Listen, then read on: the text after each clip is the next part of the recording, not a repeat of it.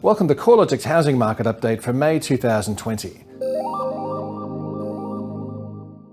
As the world focuses on containing the COVID-19 pandemic, I hope that you and your families remain well and safe. Housing markets have been impacted by the sudden weakness in economic conditions and a plunge in consumer sentiment. However, there has been a significant contrast between housing values, which have shown some resilience to falls, and market activity, which has dropped sharply through the second half of March and April. Most regions recorded a rise in home values through April. However, the monthly pace of growth more than halved, dropping from 0.7% in March to 0.3% in April, which was the smallest month-on-month movement since July last year, when the national index was flat over the month. The 6 months prior to March saw national housing values rising at the average rate of 1.1% per month, highlighting how fast the growth has left the market. Although housing values were generally slightly positive over the month, the trend has clearly weakened since mid to late March, when social distancing policies were implemented and consumer sentiment started to plummet. The sharpest reversal in growth conditions can be seen in Melbourne, where housing values nudged into negative territory through April, down 0.3%. Growth in Sydney values has also slowed sharply but remained positive, rising 0.4% over the month. To provide some context, the 6 months prior to March saw both cities averaging a nation-leading monthly growth rate of about 1.7%. Hobart was the only other major region to record a decline in home values through the month, down 0.1%. Hobart has the most exposure of any capital city, at least proportionally, to the industry sectors that are most heavily impacted by COVID-19 in terms of employment, with 12.7% of the workforce employed in the accommodation and food services sectors and the art and recreation sectors. Despite the weakening in housing market conditions, some cities have outperformed the 6-month average.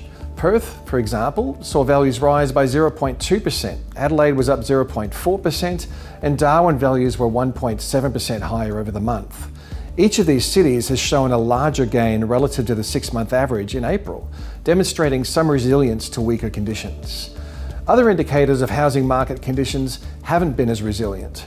CoreLogic estimates of settled sales plunged by around 40% in April as buyers retreated to the sidelines and listing numbers dried up. The substantial drop in sales activity is supported by a similar fall in the number of mortgage-related valuation events across the CoreLogic platforms, which account for about 85% of lender valuation instructions.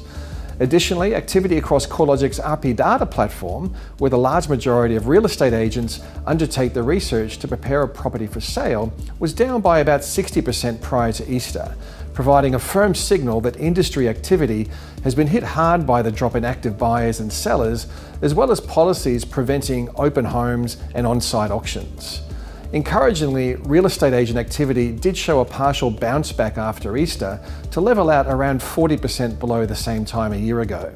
The decline in real estate activity is also showing up in the number of new listings being added to the market, which was tracking about 35% lower at the end of April relative to the same time a year ago, and 43% below the 5-year average.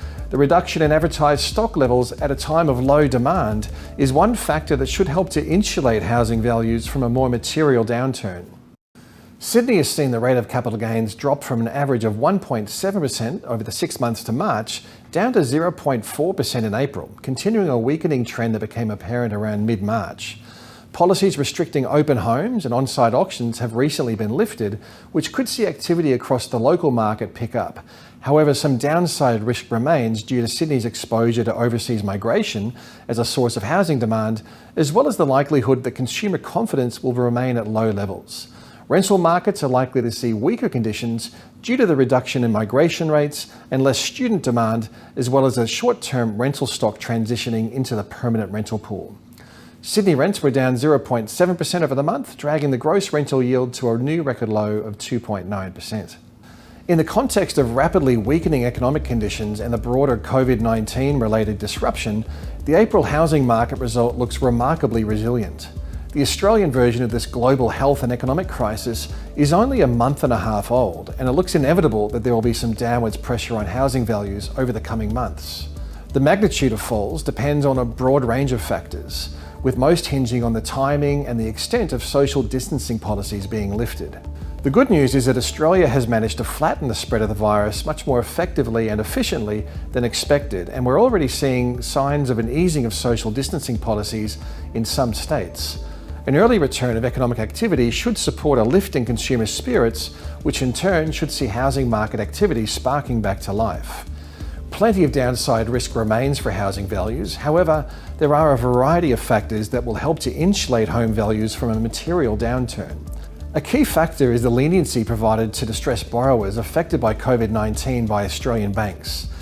Eligible borrowers can take advantage of repayment holidays over a 6-month period, by which time the economy will hopefully be in better shape. This policy is central to limiting the flow of distressed properties onto the marketplace, which could have otherwise been a source of more significant downwards pressure on home values. Additionally, the anticipated high rate of unemployment is likely to be most impactful on areas of the workforce that have lower rates of home ownership, which is another factor that should help to keep the number of distressed properties to a minimum. There's also the unprecedented level of stimulus to consider, which will help to keep businesses afloat and workers in a paying job.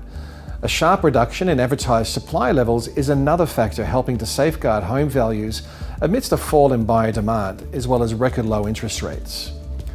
No doubt the coming months will provide more clarity about the direction of housing markets. One of the most important indicators to follow will be the measures of consumer sentiment. If consumer spirits do start to bounce back to more normal levels, this will be a firm sign that consumers will be more able to make high commitment decisions like buying or selling a home. CoreLogic will be tracking all the twists and turns in the housing data on a daily basis. You can tune into our research at www.corelogic.com.au.